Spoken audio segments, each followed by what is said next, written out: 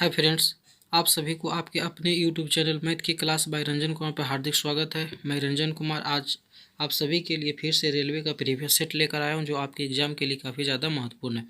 आइए इन सभी क्वेश्चनों का यहां से हम रिवीजन स्टार्ट करते हैं।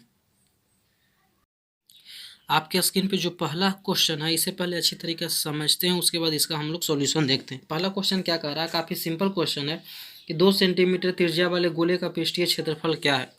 ठीक है, 2 सेंटीमीटर त्रिज्या वाले गोले का पृष्ठीय क्षेत्रफल क्या है, यानी मतलब कोई गोला है, मान लेते हैं आपका यहाँ पे कोई गोला आपका है। ठीक है, ये आपका क्या है, गोला है, जिसकी त्रिज्या कह रहा है कि आर बराबर ये 2 सेंटीमीटर। त्रिज्या क्या है, आर आपका क्या है, 2 सेंटीमीटर है। ठीक है, तब इसका पृष्ठीय क्षेत्रफल, तो पृष्ठीय क्षेत्रफल का सिंपल फार्मूला यूज करेंगे। इसमें पृष्ठीय क्षेत्रफल निकालना है तो पृष्ठीय क्षेत्रफल का जो फार्मूला होता है वो हम लगा देंगे। पृष्ठीय क्षेत्रफल का फार्मूला क्या होता है, 4 पाई आर का स्क्वायर। तो 4 पाई आर का स्क्वायर, 4 पाई का वैल्यू हम लोग जानते हैं कितना होता है, 22/7। आर के जगह पे 2 गुना 2।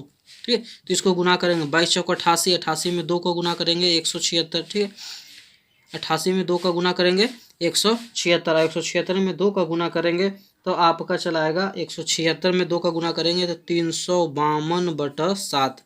ठीक है, कितना चलाएगा, 352/7। ऑप्शन नंबर ए है जो इस क्वेश्चन का राइट आंसर हो जाएगा। यदि आपको मेंसुरेशन का फॉर्मूला कंप्लीट है तो आपका मेंसुरेशन चैप्टर काफ़ी इजी हो जाएगा। यहाँ पे आपका पृष्ठीय क्षेत्रफल दिया हुआ था, पृष्ठीय क्षेत्रफल का फॉर्मूला 4 पाई आर स्क्वायर।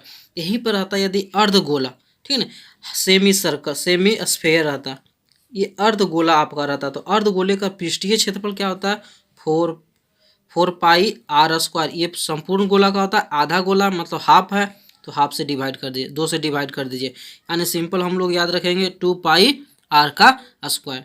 ठीक है, ये आपका पृष्ठीय क्षेत्रफल। और यहाँ पे आपका इस क्वेश्चन में अर्धगोला में एक चीज क्या और निकलता है, इसमें निकलता है आपका संपूर्ण पृष्ठीय क्षेत्रफल।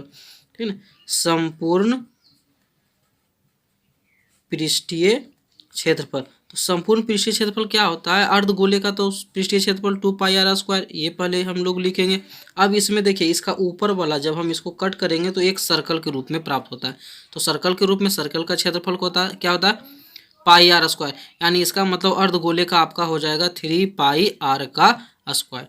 तो इस प्रकार इस तरह का क्वेश्चन का हम लोग सॉल्यूशन है जो इसके फार्मूला के सहयोग से काफ़ी ज़्यादा जल्दी और बहुत ही आसानी से कर लेते हैं। अब बढ़ते हैं अगले क्वेश्चन की तरफ। जो अगला क्वेश्चन आपके स्क्रीन पे है उसे पहले समझे, उसके बाद उसका हम लोग सॉल्यूशन देखते हैं।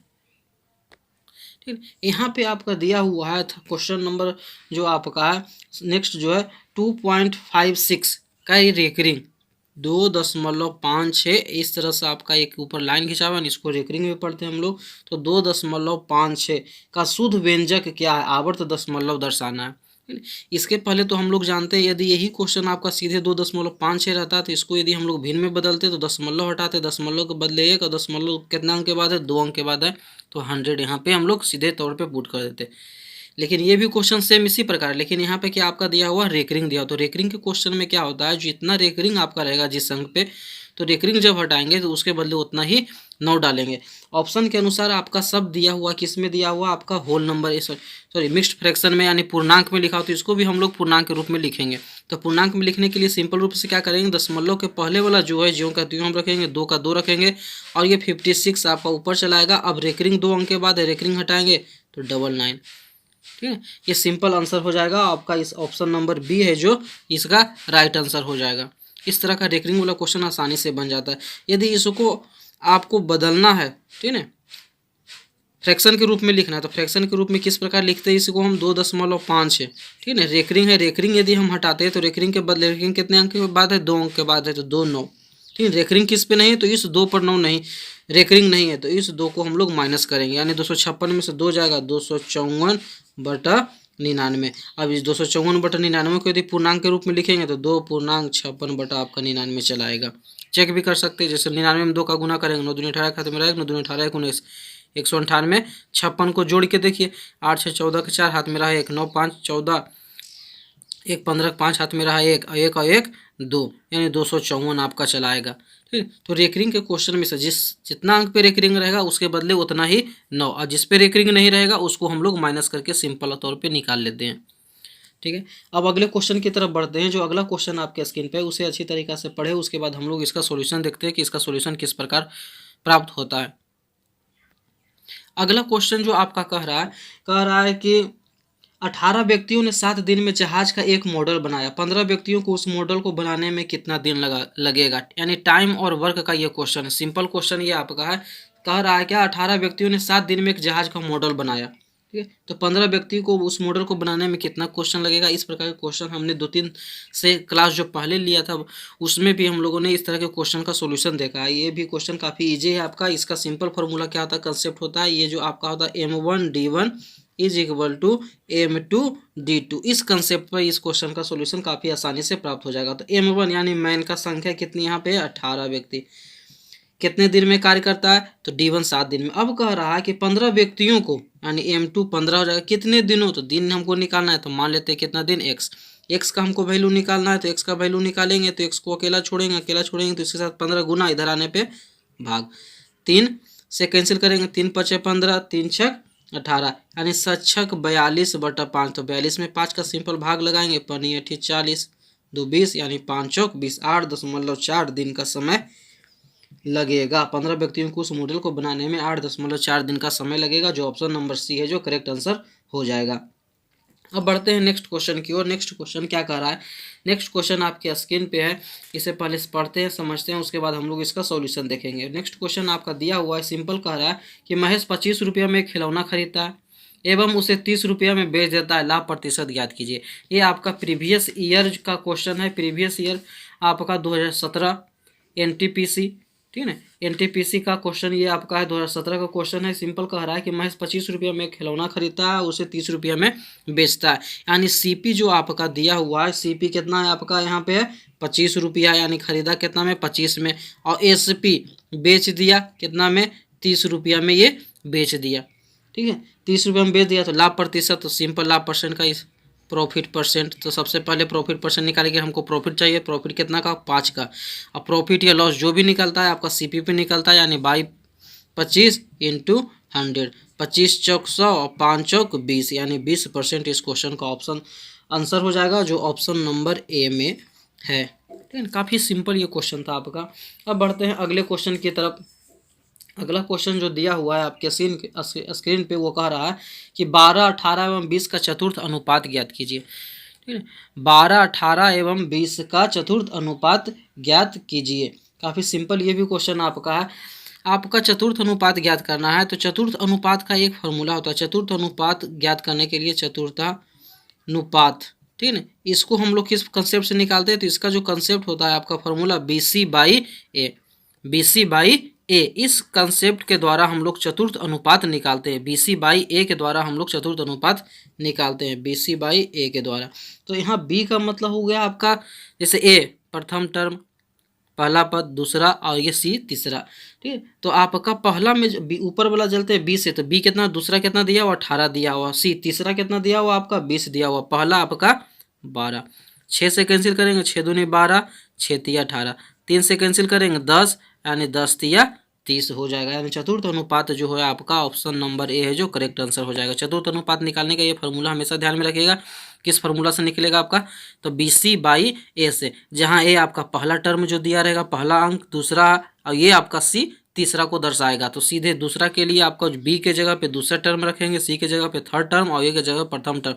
इसको कैलकुलेशन करने पे आपका 30 सीधे तौर पे चला प्राप्त हो जाता है, जो ऑप्शन नंबर A है जो इस क्वेश्चन का राइट आंसर हो जाएगा। अब बढ़ते हैं अगले क्वेश्चन की तरफ। जो अगले क्वेश्चन आपके स्क्रीन पे, उससे पहले समझिए, उसके बाद हम लोग इसका सोल्यूशन देखते हैं। आपका नेक्स्ट क्वेश्चन कह रहा है कि एक दुकानदार त्रुटिपूर्ण बाट का प्रयोग कर फल खरीदते एवं बेचते समय 15% की बेईमानी करता है, उसका कुल लाभ प्रतिशत क्या है। सिंपल यहाँ पे लाभ प्रतिशत पूछ रहा है। अब क्वेश्चन को समझते हैं। यहाँ पे क्या कह रहा है कि 15% खरीदते समय और 15% बेचते समय, दोनों स्थिति में वो बेईमानी करता है, ठीक है ना। यानी खरीदते समय भी 15%, यानी CP जब वो करता है, कॉस्ट प्राइस जब वो करता है दुकानदार, तो 15% की बेईमानी, और SP यानी बेचता है जब भी, तब भी 15% की वो बेईमानी करता है। तो ऐसे स्थिति में इसका पूछ रहा है कितना लाभ होगा, ठीक है ना। तो इसको हम लोग सिंपल तौर पे निकालेंगे, यानी 15%। तो हम लोग जानते हैं, एक फार्मूला कंसेप्ट जानते हैं समतुल्य बट्टा निकालने का, समतुल्य बट्टा का ही यहाँ पे प्रयोग करेंगे। 15% दोनों स्थिति में हो रहा है, बेईमानी कर रहा है, यानी 15 + 15, ठीक है। अब जब बेईमानी कर रहा है तो दोनों स्थिति में इसको लाभ ही हो रहा है। खरीदते समय भी 15% बेईमानी, इसका मतलब हुआ कि 100 रुपया के वो सामान दिया, ठीक है, और उसके जगह पे 115 का सामान उठा के लेके चला आया। हुआ दुकानदार है कि जब वो सामान खरीदने जाता है तो 100 का सामान के बदले 115 का लेके चलाता है, लेकिन बेचते समय आप 100 रुपये का सामान उससे मांगेगा तो वो आपको देगा 85 रुपये का सामान देगा। तो ऐसे स्थिति में कितना परसेंट लाभ उसको हुआ है यही हमको निकालना है। तो कितना परसेंट लाभ यहाँ पे हो जाएगा, तो इधर समतुल्य बट्टा का प्रयोग करेंगे। 15 + 15 दोनों स्थिति में लाभ रहता है, तो यहाँ प्लस का हम लोग सिंबल लगाते हैं। 15 × 15/100, तो 15 15 30, अपने 15 15 गुना करें 225, और 225 में 100 का भाग करेंगे यदि, ठीक है, लिख देते हैं यहाँ पे सिंपल तौर पे, यानी 30 + 2 अंक के बाद दशमलव बैठाएंगे, 2.25 यानी 30 और 2 32.25% को का उसका लाभ प्राप्त होता है। और इसका जो आंसर होगा ऑप्शन नंबर बी है जो करेक्ट आंसर हो जाएगा आपका। यानी हम लोग समतुल्य बट्टा निकालने का कंसेप्ट क्या जानते हैं, a + b, ठीक है, -ab/100, ये समतुल्य बट्टा का कंसेप्ट है, ठीक है। अब जैसे इसमें आपका इस पे आधारित कैसे क्वेश्चन दे दे, जैसे आयत का कोई क्षेत्रफल, ठीक है ना, यदि उसके लंबाई में भी 10% वृद्धि हो जाए, चौड़ाई में भी 10% वृद्धि कर दे, तो टोटल कितने प्रतिशत, उसके क्षेत्रफल में कितने % की वृद्धि होगी। इस प्रकार का यदि क्वेश्चन देता है तो यहाँ हम लोग देखेंगे, इस फॉर्मूला का हम लोग कंसेप्ट लगाएंगे।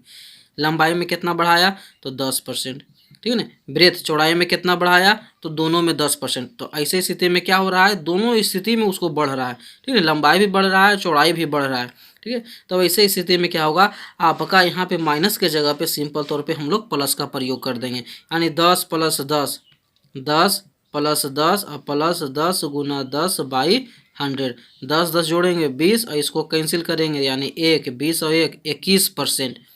इस प्रकार के क्वेश्चन का सॉल्यूशन 21% इस तरह से चलाता है।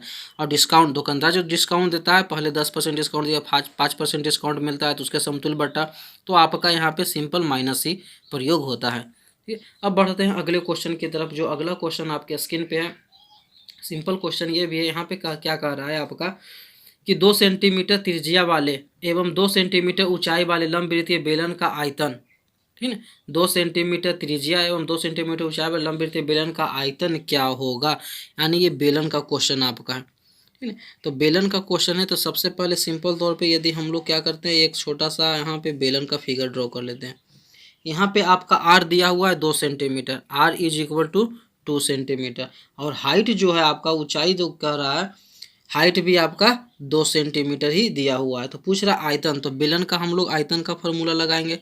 आयतन का क्या होता है, πr²h, ये फार्मूला लगाएंगे, इसमें वैल्यू पुट करेंगे सबका, आसानी से आंसर आपका चलाएगा। तो पाई का वैल्यू 22/7, आर के जगह पे 2 × 2 और एच के जगह पे 2, तो इसको गुना करेंगे, 2 दूनी 44, ठीक है, और 44 में 4 का गुना करेंगे तो 176/7, जो ऑप्शन नंबर आपका सी है जो करेक्ट आंसर हो जाएगा।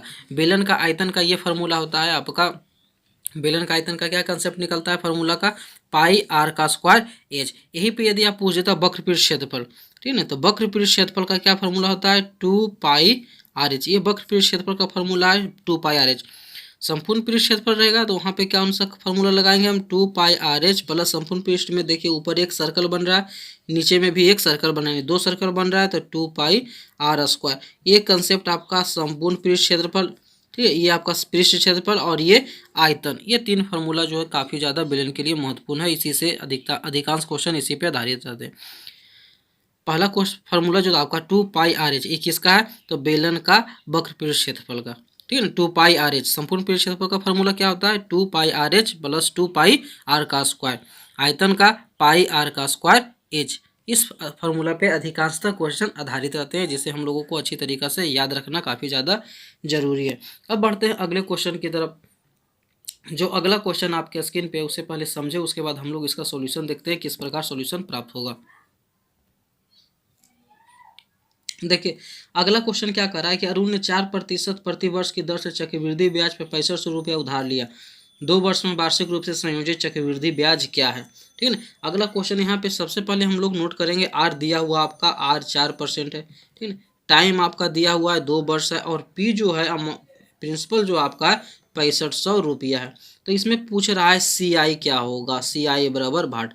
तो यहाँ पे हम लोग सी आई का फार्मूला लगा लेते हैं, लगा करके उससे भी आसानी से निकाल सकते हैं। जो हम लोग फार्मूला जानते हैं सी आई का फार्मूला क्या होता है, यानी P इंटू 1+R/100 का पावर T और -1। ये आपका CI का फॉर्मूला। इस पे इसके द्वारा भी हम लोग इस क्वेश्चन का आंसर आसानी से प्राप्त कर सकते हैं। लेकिन यहाँ पे हम लोग दूसरा मेथड देखेंगे, उससे हम लोग इसका CI निकालेंगे। 2 वर्ष का है तो सबसे पहले आपका अमाउंट दिया हुआ 6500, तो 6500 का 4% पहले निकालते हैं। 6500 का 4% यानी 1 साल का ब्याज निकालते हैं। तो 0 से 2 जीरो कैंसिल होगा, 5 चौक 20 के 0 हाथ में 2, 6 चौक 24, 2 26 यानी 260 चलाया। 260 चलाया, इसका मतलब हुआ कि पहला साल 6500 रुपया का ब्याज है जो 4% के दर से 260 रुपया होगा। तो अगला साल भी कितना मिलेगा? 6500 का 4% के दर से 260 रुपया मिलेगा।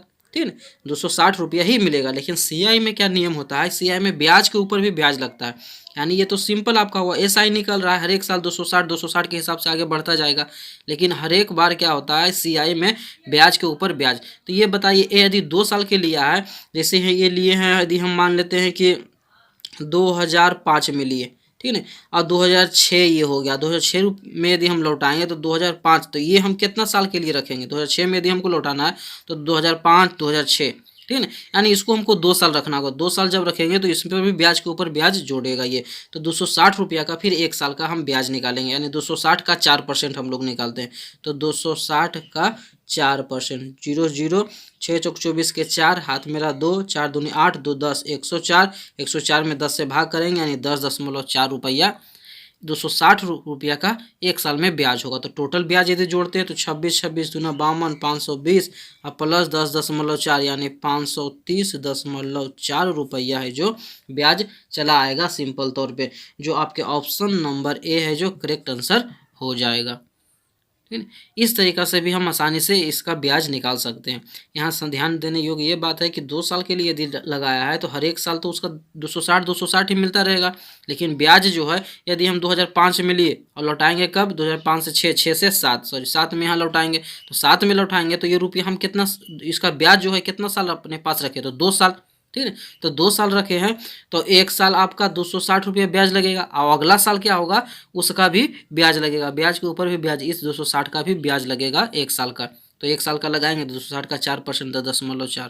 ठीक है, और इस तरीक़ा से आपका है जो डायरेक्ट आंसर आपका निकल आता है बिना फार्मूला का यूज किए हुए 530.4 रुपया, जो आपका ऑप्शन नंबर ए है जो करेक्ट आंसर हो जाएगा। अब बढ़ते हैं अगले क्वेश्चन की तरफ। अगला क्वेश्चन जो आपका कह रहा है कि रमेश विशाल के दोगुना दक्ष कारीगर है। दक्ष का मतलब होता है क्षमता, ठीक है ना, यानी राजेश कह रहा है कि विशाल के दोगुना दक्ष कारीगर है। एक तरफ हम लिखते हैं राजेश आपका, ठीक है ना, यहाँ पे राजेश और यहीं पे आपका बगल में आपका विशाल, राजेश विशाल। तो इसमें पहले समझिए, क्वेश्चन में कह रहा है कि राजेश जो है, ये जो है विशाल के दोगुना दक्ष है, विशाल का दोगुना दक्ष है। यानी इसका मतलब हुआ कि जो कार्य है, जो दक्ष का मतलब काम ज़्यादा से ज़्यादा आसानी से जल्दी करेगा, इसके तुलना में ज़्यादा दक्ष है, मतलब इसके तुलना में ज़्यादा वो फास्ट काम करेगा। जब फास्ट ज़्यादा वो काम करेगा तो समय क्या लेगा? जस्ट इसका उल्टा। हम लोग जानते हैं कि जो जितना दक्ष रहेगा, ठीक है ना, दक्षता और समय का जो रेशियो होता है वो उल्टा होता है, ठीक है, रेसिप्रोकल होता है, उल्टा होता है। तो यदि ये राजेश दोगुना है तो यदि x दिन ये कोई कार्य को करने में लेगा, ठीक है, तो विशाल उसी कार्य को करने में 2x का समय लेगा। ये हम लोग दिन यहाँ से डायरेक्ट दिन मान लेते हैं। अब क्वेश्चन में कह रहा है कि दोनों मिलकर के 18 दिन में कार्य को कर लिया, दोनों मिलकर 18 दिन में कार्य को कर लिया। तो ये x दिन है 2x, तो यहाँ सिंपल तौर पे हम इस दोनों का एलसीएम यदि निकालेंगे तो एलसीएम निकल के आ जाएगा 2x। x में x का भाग करेंगे तो यहाँ 2 आ जाएगा, 2x में 2x का भाग करेंगे 1, यानी 2x/3 ये आपका टोटल दिन का होता है। 2x यानी टोटल काम ये हुआ, ये दो काम करता है और विशाल 1 काम करेगा, ठीक है ना। तो टोटल काम में यदि इस दोनों का काम का हम योग से भाग दे दें तो हमको टोटल दोनों के द्वारा किए गए कार्य का दिन निकल जाएगा कि टोटल दोनों कितना दिन में कार्य को समाप्त करेगा। तो यानी 2x जो आपका हुआ को टोटल कार्य हुआ, इसमें इस दोनों के कार्य से भाग दिए, तब यहाँ पर से आपका निकल जाएगा कि दोनों मिलकर उस कार्य को कितना दिन में करेगा। तो यहाँ पे ऑप्शन क्वेश्चन में दिया हुआ कि दोनों कितना दिन में कार्य करता है, दोनों मिलकर के 28 दिन उस काम को लगाता है, यानी इज इक्वल टू 28। तो 2 से इसको कैंसिल करेंगे तो 14 दूनी 28, यानी x बराबर 14 तिया 42, यानी सीधे निकल जाए कि राजेश 42 दिन में करेगा। और विशाल का पूछेगा तो 42 में 2 का गुना करेंगे, 42 दूनी आपका हो जाएगा विशाल का, तो 42 दूनी 84, 84 दिन। जो ऑप्शन नंबर आपका सी है, क्वेश्चन में भी पूछ रहा है कि विशाल उस कार्य को कितने दिन में करेगा, तो 84 दिन में। एक तरीका इससे भी निकाल सकते हैं। दूसरा हम लोग क्या कर सकते हैं, यहाँ पे सीधे मानेंगे राजेश जब x दिन में करेगा तो विशाल 2x। तो हम लोग जानते हैं कि एक दिन का निकालते हैं तो एक दिन में 1/x और एक दिन में 1/2x इज इक्वल टू, दोनों मिलकर 28 दिन में करेगा तो एक दिन में कितना काम होगा, 1/28। यहाँ से एलसीएम निकालेंगे 2x, x में x का भाग करेंगे तो 2 + 1 इज इक्वल टू 1/28। x से x कैंसिल कर, सॉरी 2 से 2 28 को कैंसिल करेंगे 14, तो x बराबर 14 तिया 42। ठीक है, 2 1 3 14 तिया 42 यहाँ से चलाएगा। जब 42 चलाएगा तो विशाल का पूछा है तो 42 दूनी 84। इस विधि से भी हम लोग इस क्वेश्चन का आसानी से सॉल्यूशन निकाल सकते हैं। ऑप्शन नंबर सी है जो इस क्वेश्चन का राइट आंसर हो जाएगा। अब बढ़ते हैं नेक्स्ट क्वेश्चन की ओर। आपका जो नेक्स्ट क्वेश्चन आपके स्क्रीन पे है, क्या कह रहा है कि एक महिला प्रत्येक वर्ष के आरंभ में 4,000 रुपया निवेश कर 5% प्रतिवर्ष चक्रवृद्धि ब्याज पर करती है। ठीक है, दूसरे वर्ष के अंत में उसका निवेश कितना होगा। यानी पहले वर्ष वो 4,000 रुपये लगाती है और हर एक साल के अंत में वो 4,000 रुपये लगाती है। कितने साल तक लगाती है, अब यहाँ पे कह रहा है कि 2 साल तक लगाती है, इसका मतलब होगा कि 2 बार लगाती है। जैसे यदि हम बात करते हैं कि फर्स्ट ईयर यानी प्रथम साल वो 4,000 रुपये लगाए, ठीक है। अब प्रथम साल के बाद जैसे ही न सेकेंड ईयर आया तो उसमें भी वह 4,000 रुपया लगा देती है। अब 4,000 लगाने के बाद यहाँ पे क्वेश्चन कह रहा है कि दूसरे साल के अंत में, ठीक है, दूसरे साल के अंत में कितना रुपया वहाँ हो जाएगा। दूसरे साल के अंत में उसका कुल कितना रुपया निवेश के रूप में रहेगा। तो प्रथम ईयर फर्स्ट ईयर जब 4,000 रुपया लगाएगी तो वो कितने साल के लिए लग जाएगा, ठीक है। तो ये 2 साल के लिए हो जाएगा। उसका अमाउंट है जो 4,000 रुपया 2 साल के लिए रहेगा और ये सेकेंड ईयर लगाएगी और सेकेंड साल में दूसरे साल के अंत में वो पैसा निकाल लेगी, यानी 1 साल के लिए यह रुपया लगा हुआ रहेगा। तो यहाँ पे हम लोग निकालेंगे 4,000 रुपया का 2 साल का कितना परसेंट, आर दिया हुआ 5% के हिसाब से टोटल अमाउंट कितना हो जाएगा।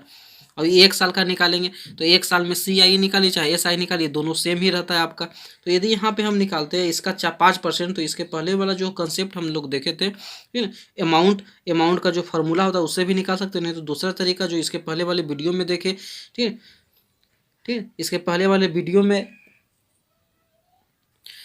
यहाँ पे आपका ये जो फर्स्ट ईयर है जो आप 4,000 रुपये निवेश करते हैं तो वो 2 साल के लिए लगा रह जाएगा और सेकेंड साल में जो 4,000 रुपये निवेश करते हैं वो 1 साल के लिए लगा हुआ रह जाएगा, क्योंकि दूसरे साल के अंत में वो पैसा निकाल रही है।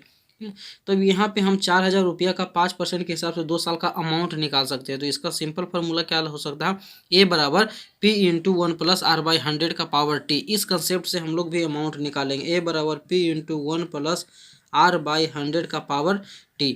इससे भी निकाल सकते हैं। नहीं तो इसके पहले वाले क्वेश्चन का हम लोग जो सॉल्यूशन देखा उसके द्वारा, उस मेथड के भी द्वारा हम लोग इस तरह क्वेश्चन का आसानी से अमाउंट निकाल लेंगे। ठीक है, तो यहाँ पे अब देखिए क्या होगा, उस कंसेप्ट से हम लोग निकालते हैं तो 4,000 का 5% के हिसाब से क्या रुपया हो जाएगा, 4,000 का 5% यानी 5 × 20 200 रुपया। पहले साल भी 200 रहेगा, दूसरा साल भी रहेगा 200 रुपया। 200 रुपया का फिर 5% का हम लोग निकालेंगे तो सीधे यहाँ पे 10, यानी 2 साल बाद 410 रुपया मिलेगा। 2 साल बाद ब्याज के रूप में 410 रुपया मिलेगा। और 4,000 रुपया यदि 1 साल के लिए लगाएगा तो ऐसी स्थिति में 4,000 का 5% निकालेगा तो ये 200 रुपया, यानी टोटल जो ब्याज हो जाएगा उसका, यानी 4 और 2 610 रुपया। कितना रुपया ब्याज हो जाएगा, 610 रुपया। और टोटल अमाउंट कितना हो गया, यहाँ देखिए 4 और 4 8,000, यानी 8,000 रुपया और 610 रुपया, 8,610 रुपया 2 साल के अंत में उसका टोटल अमाउंट हो जाएगा जो निवेश करेगी वह टोटल 8,610 रुपया, जो ऑप्शन नंबर डी है जो करेक्ट आंसर हो जाएगा। ठीक है, अब अगले क्वेश्चन की तरफ बढ़ते हैं। जो अगला क्वेश्चन आपके स्क्रीन पे है, क्या कह रहा है इसे पहले समझते हैं, उसके बाद हम लोग इसका सॉल्यूशन देखते हैं। पानी के टंकी में, क्वेश्चन आप कहा कि पानी के टंकी के पेंदे में 2 छिद्र है। पहला छिद्र भरी टंकी को 8 मिनट में तथा दूसरा छिद्र 12 मिनट में खाली करता है, यानी दोनों छिद्र खाली करने का काम करता है। पहला छिद्र से 8 मिनट में पूरी टंकी खाली हो जाता है, दूसरा से 12 मिनट में। यदि पानी समान दर से बाहर निकलता हो तो दोनों छिद्र मिलकर उस भरी टंकी को कितने समय में खाली कर देगा। यानी दोनों का सिंपल तौर पे क्या निकालना है, हमें कार्य निकालना है कि दोनों मिल करके उस टंकी को कितने समय में खाली कर लेगा। तो एक तो है 8, क्या कर रहा है कि 8 मिनट में खाली करता है। पहला नल है जो 8 मिनट में खाली करता है, दूसरा 12 मिनट में वो खाली करता है। तो इस दोनों का यदि हम एलसीएम निकालेंगे तो 24 निकल के चला आएगा। यानी अब फिर क्या करते हैं यहाँ पे, जैसे पहला ये हो गया ए मान लिए और ये बी मान लिए। ए नल है जो 8 मिनट में खाली करता है, बी 12 मिनट में, तो इस दोनों का एलसीएम निकालते हैं 24। यानी यदि मानते हैं कि टोटल 24 काम है तो उसमें से पहला नल है जो 1 मिनट में कितना कार्य करेगा, वो 8 तिया 24, अब 12 दूनी 24 कार्य करेगा। तो दोनों को खाली करने में कितना समय लगेगा, टोटल 24 काम है और दोनों मिल करके कितना काम करता है 5, तो 24/5 से भाग करेंगे, 5 चौक 20, 4.4/5 मिनट का इस नल को सीधे समय लगेगा। ठीक है, उस टंकी को, भरी हुई टंकी को खाली करने में 4.4/5 मिनट का समय लगेगा। अब अगला क्वेश्चन समझते हैं। अगला क्वेश्चन क्या कह रहा है, ठीक है, यहाँ पे आपका अगला क्वेश्चन दिया हुआ कि श्रीमान मंजू ने 15% की हानि पर एक बस को 17,000 रुपये में बेचा। ठीक है, 15% का लाभ प्राप्त करने के लिए उस बस को किस मूल्य पर बेचना चाहिए। यानी 15% की जब हानि होती है तो बस को 17,000 रुपये में बेचना पड़ता है। यानी 17,000 में बेचने पे 15% का हानि होती है, यानी 17,000 रुपये आपका एसपी है। आपका 15% हानि हो रहा है तो पहले हम जस्ट उसका उल्टा चलेंगे, 15% लॉस हो रहा है तो इस लॉस से हम लोग सीपी निकालते हैं। ठीक है, तो सीपी लॉस का मतलब हो गया कि 100 रुपया यदि सीपी है तो बेची होगी कितना में, 85 रुपया। ठीक है ना, 85 रुपया एसपी, 85 रुपया में बेचा होगा तभी जा करके उसको लॉस हुआ होगा। तो इसी स्थिति में हम लोग यहाँ से क्या निकालेंगे, सीपी निकालना है तो जस्ट उल्टा चलेंगे, सीपी निकालना है, सीपी हमको निकालना है। ठीक है, तो सीपी वाला पोर्शन आपका ऊपर रहेगा, यानी 100 रुपया जो सीपी होगा वो ऊपर रहेगा और 85 रुपया नीचे, क्योंकि 15% का हानि हो रहा था, 15% आपका नीचे। अब उसके बाद कह रहा है कि कितना में बेचे 15% लाभ हो, तो 15% लाभ के लिए क्या कंसेप्ट है, 15% प्रॉफिट। ठीक है, तो प्रॉफिट का मतलब हो गया कि 100 रुपया का सामान है, 100 रुपया यदि सीपी है तो कितना में बेचेगा 115। कितना में बेचे, हमको एसपी का आवश्यकता है तो एसपी वाला पोर्शन ऊपर में रखेंगे, 115/100। ये 100 से 100 कैंसिल होगा, 5 से काटेंगे 17 पचे 85, 5 दूनी 10, 5 तिया 15, 23 बार में कटेगा, 17 से काटेंगे सीधे 1000, यानी 23 में 1000 का गुना करेंगे तो यहाँ से 23,000 रुपया निकल कर चला आएगा। यानी उस बस को यदि 23,000 रुपया में बेचती है तो इस स्थिति में उसे है जो 15% का लाभ प्राप्त होगा, जो आपका ऑप्शन नंबर क्या है, ए है जो राइट आंसर हो जाएगा। आपका ऑप्शन नंबर कौन सा, ए है जो राइट आंसर हो जाएगा। अब बढ़ते हैं अगले क्वेश्चन की तरफ। अगला क्वेश्चन पहले समझिए, उसके बाद हम लोग इसका सॉल्यूशन देखते हैं। अगला क्वेश्चन क्या कह रहा है कि श्री राम ने सावधिक, ठीक है, सावधिक जमा में 14,000 रुपया का निवेश किया। परिपक्वता पर उन्हें कितनी धनराशि मिलेगी यदि उन्होंने 6 माह के लिए 20% प्रति वर्ष चक्रवृद्धि ब्याज की दर पर तिमाही रूप से संयोजित निवेश किया। ठीक है, तो यहाँ पे आपका पी जो दिया हुआ है आपका प्रिंसिपल, यानी कितना रुपया वो निवेश करते हैं, तो 14,000 रुपया वो निवेश किए। ठीक है, अब आर जो क्या है, आर रेट जो क्या किसका बात कर रहा है, 20% क्या है, वार्षिक है, 20% क्या है, वार्षिक है। ठीक है, और समय जो टाइम जो है क्या है, 6 माह। लेकिन ब्याज का जो संयोजन है, ब्याज किस पर लिया जा रहा है, तो कह रहा है कि तिमाही है। ब्याज का संयोजन किस पे है, तो तिमाही है, ब्याज तिमाही पर लिया जाता है। तो ऐसी स्थिति में तिमाही, ठीक है, तो तिमाही जब ब्याज है तो ऐसी स्थिति में यहाँ से देखिए ये 6 माह है, 6 माह के लिए निवेश किए, तो 6 माह में कितने तिमाही, यानी 3 महीना का कितना आएगा, तो 2, तो समय हो जाएगा 2। ठीक है ना, और तिमाही है यानी 3 महीना पे लिया जा रहा है। और ब्याज देखिए यहाँ पे 20% वार्षिक, वार्षिक का मतलब 12 महीना का ब्याज 20%, 12 महीना का ब्याज 20%, यानी 12 मंथ का जो ब्याज होगा सीधे 20%। तो यहाँ से यदि 1 मंथ का निकालेंगे तो 20/12, तिमाही है 3 महीना का हमको हिसाब करना है, तो 3 महीना में ब्याज क्या होगा, 3 चौक 12, 4 पचे 20, यानी दर जो है आपका 5% हो जाएगा। खाली यहाँ पे ये समझना था, तिमाही है तो तिमाही के कारण क्या क्या चेंज होगा, तो ब्याज समय जो था 6 माह था, तो 6 माह मतलब हो गया कि 6 महीने में कितने तिमाही, 2 तिमाही, तो समय 2 हो जाएगा। अब दर जो दिया हो तो 20% वार्षिक, यानी वार्षिक मतलब 12 महीना, 12 महीना में 20%, तो 1 महीना में 20/12। हमको चाहिए 3 महीना का हिसाब, 3 महीना पे लिया जाता है ब्याज, तो 3 महीना में 3/4, 3 से गुना करेंगे, 3 से भागा करेंगे तो 3/4, यहाँ 4 बार में कटेगा, 4 पचे 20, यानी ब्याज का जो दर है 5% हो जाएगा।